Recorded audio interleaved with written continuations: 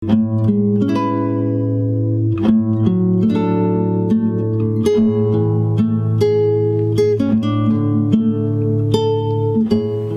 now, it's time for DJ Rocky's Secret Files.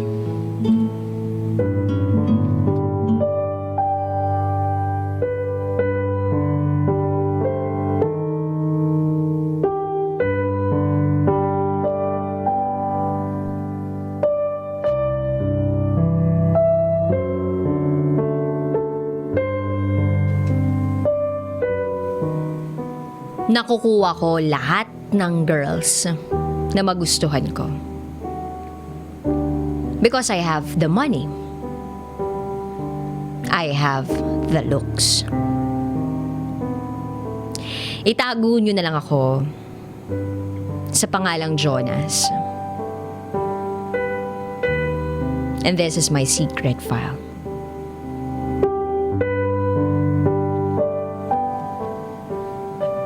First year college, when we first met. The first time I saw you at the school cafeteria. Alam ko, iba ka. Hindi dahil na love at first sight ako sa'yo. Pero dahil ikaw yung tipo ng babae na hindi lilingunin kapag nakasalubong ng kahit sino. But you caught my attention. No, hindi lang pala ako, kundi lahat ng nasa loob ng cafeteria. Dahil tinapunan ka ng juice ng kilalang bitch sa school that time. Pinagtawanan ka ng lahat, including me. Dahil tropa ko ang nagtapon ng juice sa'yo. Yes, I'm a bad boy, bully, rule breaker, and even Macboy kung tawagin nila. Nakukuha ko lahat ng girls na magustuhan ko.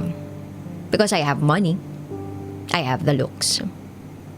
Hindi ako marunong gumalang kahit sa mga professor. In short, wala akong sinasanto. Wala akong kinakatakutan. While ikaw yung tipo ng babae na kahit ibuli mo ng paulit-ulit, insultuhin at gawan ng masama, hindi mo iisiping lumaban. I heard, galing ka sa Christian school. At lagi ka ding laman ng simbahan and even charity houses. Yung tipong kapag kinausap mo, mukhang lahat ng sasabihin sa'yo, Bible verses. Sobrang bait mo. You are very simple na dahilan kung bakit hindi ka napapansin. Pero sobrang mapaglaro nga ang tadhana. One time umuulan nun. Wala akong dalang payong at hindi ko pa nadala yung kotse ko kasi sumabay lang ako sa tropa ko sa pagpasok. Ikaw, inalok mo ko na sumabay na sa'yo dahil may dala ka namang payong. Ewan ko. Pero, nature mo na yata ang tumulong. So, no choice ako.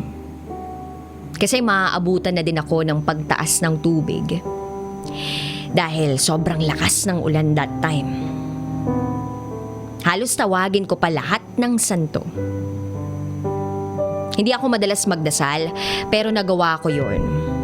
Para lang hilingin na wag akong makita ng tropa ko na kasama ka. Kasi alam ko, pagtatawanan lang nila ako. Hanggang sa mas lumakas pa yung ulan, na tipong hindi na kaya ng payong mo. So I decided na sumilong muna. Pero grabe, ang pagkakataon nga naman. Nagpapagpag na ako ng tubig sa braso kasi nabasa na ako ng ulan. Nang ma-realize ko kung saan tayo sumilong. Sumilong tayo sa simbahan. Habang nakasilong tayo, bigla kang nagkwento. kung ano-ano yung mga pinagkukwento mo sa akin na parang close na close tayo. Nagtataka pa nga ako kasi diba dapat may galit ka sa akin? Kasi kami yung nangunguna sa pangtitrip sa'yo sa school.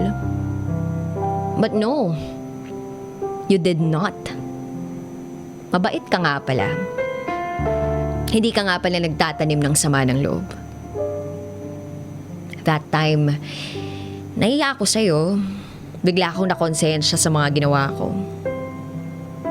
Tumigil yung ulan at nakita ko na lang ang sarili ko habang kasama kang naglalakad papunta sa bahay ninyo. Yes, hinatid kita dahil aliw na aliw ako sa mga kwento mo. Yung boses mo na parang sobrang lambing, parang walang problema. Para akong nagayuma. Hanggang sa sinasabayan na kitang tumawa sa mga nakakaaliw mong kwento. At that moment, that is the start of everything. Naging close tayo. Kahit sa school, lagi kitang sinasabayan sa tuwing kakain ka sa cafeteria. Hindi ka na mag-isa, hindi ka na tinutukso. Hindi ka na binubuli. At sabi mo nga, na dahil sa akin yun. Kasama kasi kita kaya hindi nila ako ginagalaw. Nakangiting sabi mo. Bakit naman? Curious na tanong ko. Sikat ka sagot mo. Sobrang saya ko tuwing kasama kita. Parang walang problema. Ewan ko pero nahawa na ata ako sa pagiging optimistic mo. Sobrang daming nagbago sa akin. Hindi na ako sumasama sa mga tropa ko. Hindi na ako napapasama sa mga gulo. Kasi lagi mo na din akong sinasama sa simbahan tuwing pupunta ka. At nagvo-volunteer din ako sa charity programs. Tinuruan mo akong maging simple lang. Maging kontento. At magpasalamat sa kung anong meron ako. Tinalikuran ko lahat ng hindi magagandang gawain. Natuto akong maging mabuting tao. Lahat yun dahil sa'yo. Dahil sa'yo, Ann. Then I decided na ligawan ka. Noong una ayaw mo. Pero hindi mo sinabi yung dahilan. Kaya pinakita ko na seryoso ako. Ilang months din bago mo ako sinagot. Sabi nga ng daddy mo, wag mo daw akong pahirapan. Pero aaminin ko, noong una alam ko na ayaw sa akin ang pamilya mo. Siyempre, sino ba namang magulang nagugustuhing makatuluyan ng anak niya ang isang lalaki na hindi maganda ang background? Pero dahil mahal kita, pinatunayan ko sa magulang mo na karapat-dapat ako. Everything in our relationship is so perfect. 2 years has passed. Sa 2 taon, sobrang saya natin.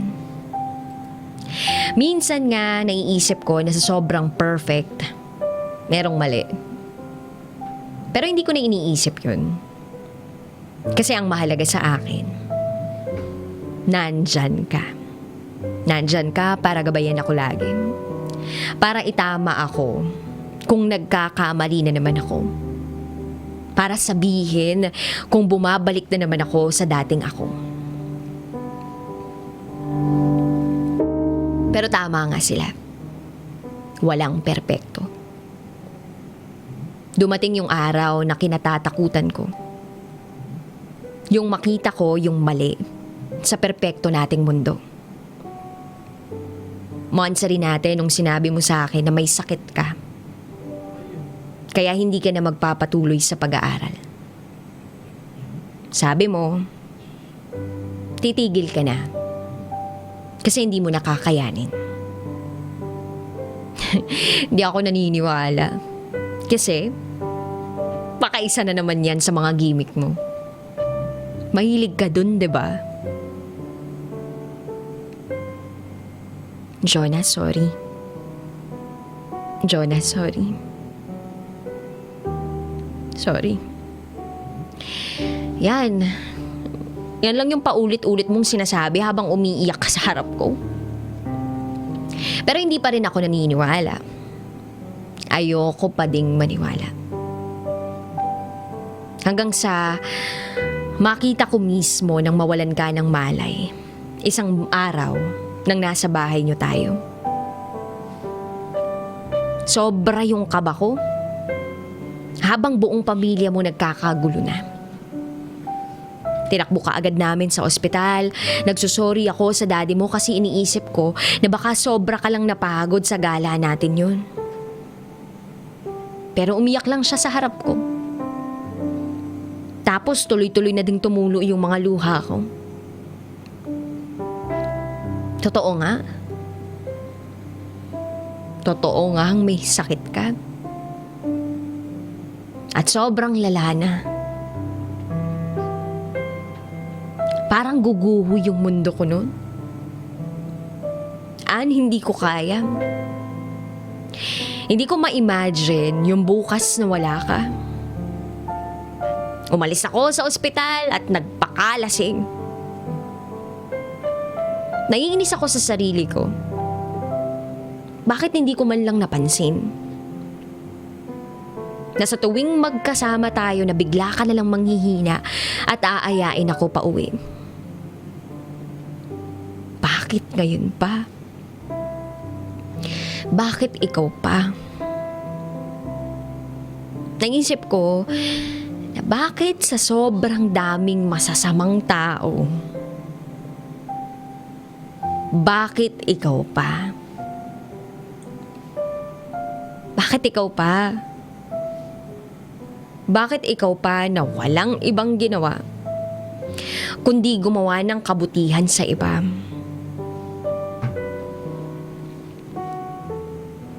Bumalik ako sa ospital kinaumagahan. Paakyat pa lang ako ng hagdan papunta sa kwarto mo. Tuloy-tuloy na yung luha ko. Hanggang sa makita na kita na nakahiga sa hospital bed.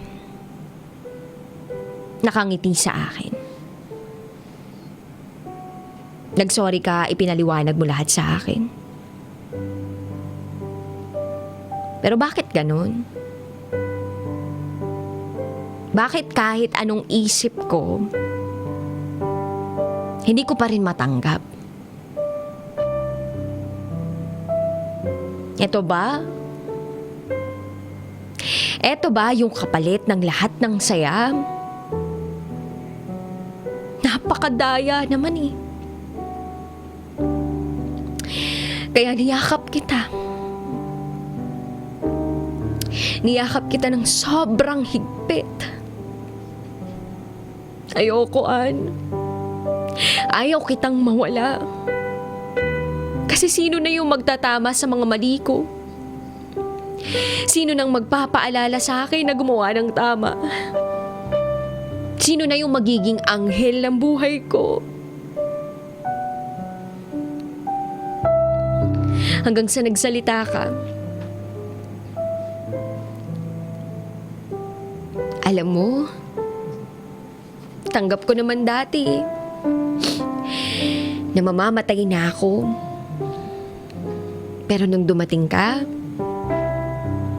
parang nagkaroon ako ng rason para magalit sa Diyos. Nagkaroon ako ng dahilan para matakot. Sabi mo sa akin,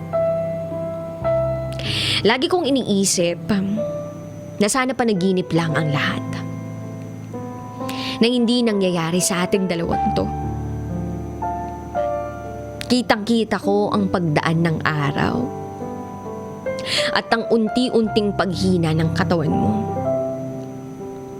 Madalas ka na rin sa ospital dahil sa paglala ng kalagayan mo. Gusto kong manghina nun, Ann. Pero hindi ko ginawa kasi alam ko na gusto mo maging malakas ako. Gusto mo maging malakas kaming lahat, pati yung pamilya mo. Hindi lang ako yung apektado. Kasi saksi ako sa sakit na nararamdaman ng pamilya mo. Hindi kita iniwan. Lagi akong nasa tabi mo. Lagi kong pinagmamasdan yung pagtulog mo. Lagi kong hawak yung mga kamay mo. Awang-awa ako sa'yo.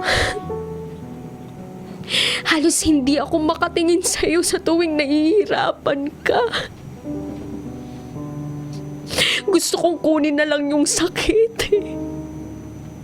Ayokong makitang nahihirapan ka pero wala akong magawa. Hindi mo alam pero kahit nasa bahay ako, umiiyak pa din ako sa harap ng parents ko habang sinasabi ko kung gaano kasakit yung nararamdaman ko. Hanggang sa isang araw, naisipan kong pumunta ng simbahan. Yung simbahan na sinulungan natin nung nagpatila tayo ng ulan. Humingi ako ng himala. Umiiyak ako habang nagdarasal. Nagmamakaawa ako sa Diyos para lang pagalingin ka niya. Hanggang sa bigla na lang akong natawa sa sarili ko. Kasi naisip ko na yung dating Jonas na walang kinatatakutan, ngayon ay parang batang walang tigil sa umiyak. Walang tigil sa pag-iyak dahil nagmamakaawa. Pero hindi pala lahat ng dasal natutupad, no? Ngayon, it's your first death anniversary. And thank you. Thank you sa lahat ng tinuro mo sa akin. Mahal na mahal kita. Minsan kapag miss na kita, hindi ko alam kung sino yung sasandalan ko. Ganun pa rin ako. Guhong-guho pa din ako. Hindi ko pa rin matanggap eh. Malungkot pa din ako. Sorry, Ann. Hindi lang kasi ako sanay nang wala ka. But remember, you always give me hope. Alam kong kasama ka ni God. And please, pakisabi naman sa kanya na tanggapin ako dyan, ha? Thank you sa pagbago sa akin. At oo nga pala, tuwing weekend, lagi akong napunta sa bahay niyo para bisitahin yung parents at kapatid mo. Yung charity programs na sinasamahan natin, ayun, pinagpapatuloy ko pa rin as volunteer. Yung pangarap natin, huwag kang mag-alala. Tutuparin ko yun lahat-lahat. Alam ko na hindi ako nag-iisa sa pagtupad nun. Dahil ramdam ko na nasa tabi lang kita. Hindi man nakikita.